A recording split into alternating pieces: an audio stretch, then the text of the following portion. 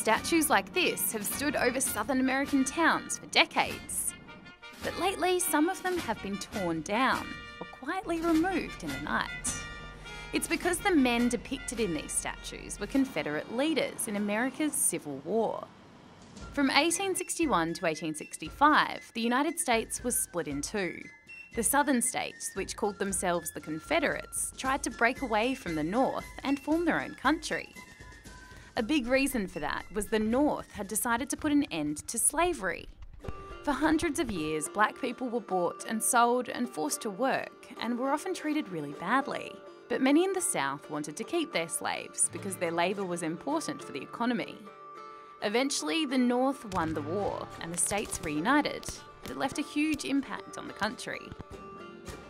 In the decades to come, hundreds of statues went up around the South, honouring Confederate leaders, and in many places their flag is still flown. But recently, some Southern councils have decided to take these symbols down.